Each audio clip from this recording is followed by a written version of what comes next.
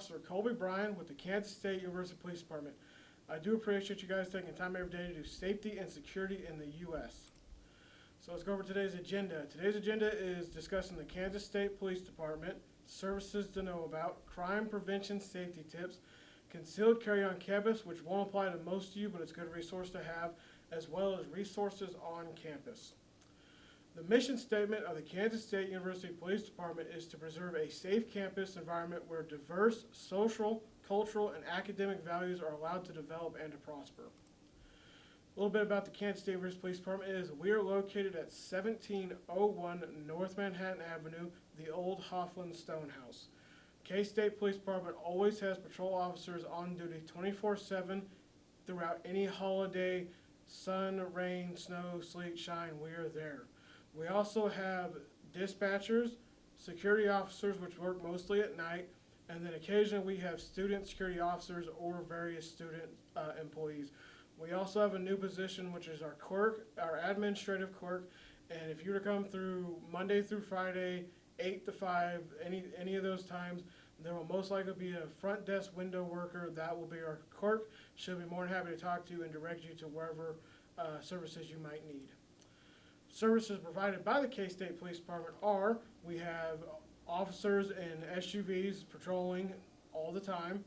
We occasionally have bike officers who they'll most likely use a vehicle, but they'll pop a bike off the vehicle, they'll ride around on a bicycle. So if you see a bike cop, it's not out of the norm, it's just not something we do all the time. And then occasionally we'll get out on foot and we'll go into like Hale Library or the Student Union, big places where a lot of students tend to congregate, and we'll get out, we'll walk, we'll meet and greet. It's just, stretching our legs, getting out with the public, where the public is. Just because we're out and about walking doesn't mean something's going on. It just means we're out, we want to, show face, say hi, see how things are going. We also investigate crimes that occur on any campus-owned, rented, leased property. We provide safety escorts called Wildcat Walks. We will discuss that later in the presentation.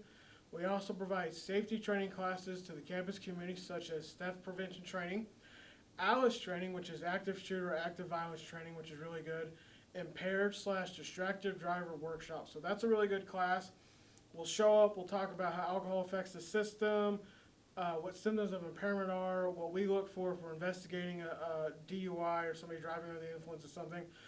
We'll bring our goggles, which are our alcohol impairment goggles, which have a variety of potential BAC levels. We'll let you put those on, we'll let you walk in them, talk in them, do various activities. Occasionally we'll bring a golf cart or a UTV. Will allow you to drive those through a course while wearing the goggles. It's a lot of fun. I recommend it. If you hear about one going on, definitely go and check it out. We also do sexual violence prevention training. All right, services to know about on campus. So here's a brief video talking about services that are offered throughout the university.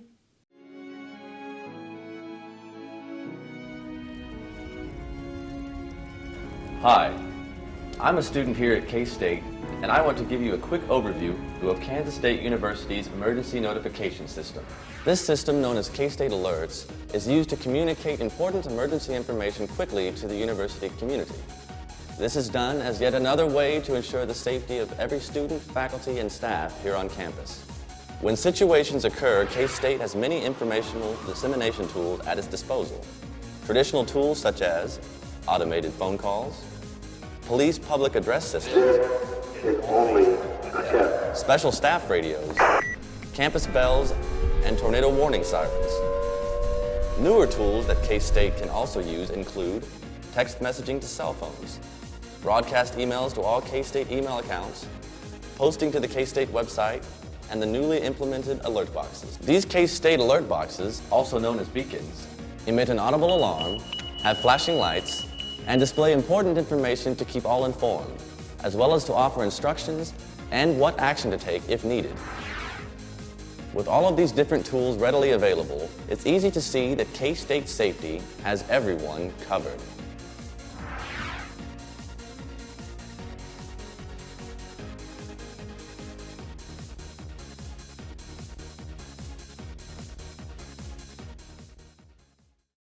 K-State Wildcat Escort Service, or Wildcat Walks. These are something I brought up earlier. So it's a free service offered 24 hours a day, 7 days a week. Simply call 785-395-7233 or SAFE. That should take you to the Kansas State University Police Department's dispatch. Let them know where you're at, and they will get a security officer or a police officer, depending on what time of day it is, to do the escort. Or push one of the blue light emergency phones throughout campus. We're going to discuss that here in a little bit as well. And a uniformed security officer, like I said, depending on what time of day it is, police officer will show up and escort you to any building or residence hall on campus or up to 2 blocks off campus. So the blue light emergency phones, like I mentioned a second ago, are located at various locations on campus. At the K-State website, you can find the map of all those, or at the K-State Police Department's emergency site, you can also find a map location of all the phones on campus. They are monitored 24/7, 7 days a week by Kansas State Police Call Center or Dispatch Center. Used for emergency situations or non-emergency situations. You can call for an escort Wildcat walk from these as well. Or again, 785-395-7233 or SAFE. All right, crime prevention safety tips. Personal safety tips. Always be aware of your surroundings. So I know in today's age, everybody's on their cell phones, everybody's looking at something, but it's always good to, scroll a couple times, look up, look around, send a text message, look up, look around, then get back to what you're doing. It's just a good way to stay aware of what's going on around you. It's just a good personal safety tip. Let friends know where you are and when you are going to return. That's just a really good one. It's real simple. You're going to Aggieville. If you don't got a buddy going with you, like they're staying in to hang out, work on work, or whatever, just like, hey, go into the Ville. And then when you get back, just say, hey, I'm back, safe and sound. If they don't respond, cool. But somebody else knows or at least has an idea of where you might be. Report any suspicious person, vehicles, or activity. If it doesn't feel right, if it looks kind of funny, looks out the norm, go ahead and just report it. We'll show up. We'll be able to figure out, hey, if it's weird, if it's somebody just anything that's going on, we'll be able to get through it to make sure, there's no crime being prevented or somebody doesn't need help or anything like that. Trust your instincts. Your gut feeling is usually always right. If you're second guessing yourself, it's better safe than sorry. Go with the gut instinct. That way we make sure you can avoid any situations and get home safe and sound, okay? Cooperate with officers investigating crime. It's just always good to be a good cooperating victim or witness or anything like that. Just makes the process go smoother and helps everybody out, okay? And then never risk your personal safety for valuables. Property is property, you are not. We want to make sure you are safe and sound. Phones can be replaced, cars can be replaced, property can be replaced, but you can't. So just stay safe and sound, okay? Don't leave property safety tips. Don't leave property, cell phones, bikes, tablets, etc. unsecured in public areas. It's always best to just lock it up, especially your bicycles and bike racks. Lock them up. I recommend the big U-locks. Those are the best ones. They're hard to cut through. They're the biggest annoyance for thieves. Cell phones, tablets, etc. If you're studying at the Union or if you're at the library, anything like that, it's just you and you get up to go to the restroom, get a snack or anything like that. Just put it in your pocket, take it with you. You don't want to leave it out of sight, unsecured. It just makes an easy target. We just don't want that. Keep a log of all property and corresponding serial numbers to that property. That's always good in case something gets stolen. When we show up, we'll ask you, describe it. Do you have the serial number or stuff like that? It's always good to have serial number. That way we will be able to enter it into NCIC and get it thrown out to a national database. So in case somebody else finds it, we can get it back to you, okay? Mark your property with personal identifying numbers if you don't have serial numbers on it. Do not use your social security or tax ID number. If you don't have a way to mark your property, if you want to come up to the police department's, to our building, we have an etching machine we'll let you use so that you can put any kind of personal identifying number on it that'll act as a serial number. Take photographs of your valuable items and email those photos to yourself or save them using the cloud storage. Or if you're old school, do a Polaroid of it and keep that somewhere safe as well. And then keep receipts of all your high value items.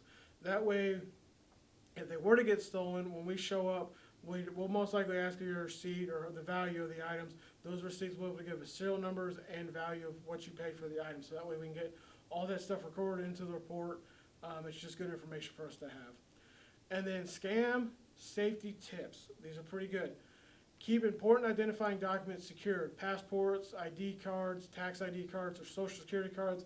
Don't leave those out in the open in your vehicles. Don't leave them out in the open in your house. It's always best to keep them in a drawer or in a safe or in a desk, something that you can secure. Never give out your credit card numbers, social security or tax ID numbers, or bank account numbers over the phone or by email. The IRS, your banks, your credit card companies, they should not ask for any of that information over the phone. They should already have it if they are calling you. Only give it to people that you have called. So if you're calling a business or anything like that and you're trying to make a purchase, that's the only time you need to do that. Or if you're calling your bank, they might need it to access your account. But if they are calling you, they should not ask for it. Check your bank account / credit card statements frequently for unauthorized charges. Once a day at the end of the day, once a week on a Friday. Just keep tabs of your purchases so that way you can look at it and be like, yep, this is correct, or hey, I didn't do that, this is weird. And if anything like that happens, then just call the police department. We'll go ahead and try to investigate for you. Vehicle safety tips. So I know in summertime it's really hard. You want to leave your windows open in your vehicles, your houses, or anything like that.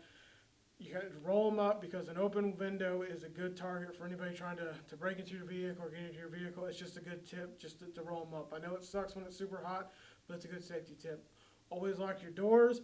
That is also a thing that criminals or thieves like to do. They will check door handles, and if it's open, they're right on in there, and they're rooting around. We don't want that. And then remove all valuables from your car, especially if they're laying out in plain sight. You don't want to keep anything in value that is easily seen. It's just another good tip to make yourself not a target to criminals, okay? Park in well-lit areas at night. And this just coordinates back to it's well-lit. That means they can see really well, but everybody else can see what they're doing really well, so they will most likely avoid anything like that. Don't pick up hitchhikers. That's just a good safety tip. You don't know them. You don't know who they are. It's just better safe than sorry. And do not text and drive. It can wait, especially if you're going anywhere here in town, or you're going from a Jardine apartment or another apartment or one of the dorms, and you're going anywhere on campus. It's not going to take you that long. It can wait. And if it's an emergency, pull over, then try to deal with it then and there, but don't text and drive, okay? All right, concealed carry on campus. Like I stated earlier, this will most likely not apply to you, but it's still good information to have. So, Kansas State University does not permit the carrying of any weapons in buildings or resident halls. International students cannot own or purchase firearms in the U.S. A good indicator that you're about to enter into a building that doesn't allow the carrying of weapons is an image that looks similar to this. Sometimes the handgun will be changed, but it should look exactly like this. That just means they don't allow the carrying of firearms in the building. Resources on campus. So here you can see a variety of resources offered to Kansas State University students and then to a lesser degree employees. These are really good resources to have, so I recommend either saving the phone numbers or just keeping this information handy. Local community resources. So Riley County Police Department is the police department for the city of Manhattan and the surrounding county. Then there's also Kansas Highway Patrol. They mostly do all the highways and roadways, but it is not uncommon to see them patrolling any roads and whatnot in any towns or counties. They have jurisdiction throughout the state. Manhattan has its own fire department and emergency medical services. And those last two are tied together with Riley County, so that's who you will call to most likely get those services out. How to contact the Kansas State Police Department. So you can dial 911, which is obvious. That'll send you to Riley County, and they will either transfer you to our dispatch center, or they will gather all the information and then let us know, and then they will dispatch Kansas State University police officers to whatever have to be going on. Or the non-emergency line, which is 785-532-6412. That's directly to our dispatch, and then they'll get you sorted out or get your resources out. Just depends on what you need. Also, the blue light emergency phones. Again, like I stated, those are for emergencies, non-emergencies. Just a good resource. It is no longer the Live Safe app, however, it is now Rave Guardian, and then you should be able to find that in any of your app stores on your Android or iPhones. We also offer a confidential tip silent witness service. So the link here, you go to that. If you want to report anything anonymously, that is how you do that. You can also get a hold of us on our Facebook site and on our Twitter site. We don't talk as much on that one, but those are also options. However, we do push a lot of information out on our Facebook and Twitter, so it's good to follow us so that way you can see if there's a road closure or if there's areas to avoid for anything. Those are good resources to have. You can also contact us on our police@ksu.edu email. That'll go to our main email line, and it should be monitored all the time. So there just might be a delay on that one, as referred to, or there'll be a delay on that longer than if you were to call us via 911 or a non-emergency line. Again, I just want to say thank you for taking time out of your day to go over safety and security in the USA. I'm Officer Brian. Have a good rest of your day, and go Cats.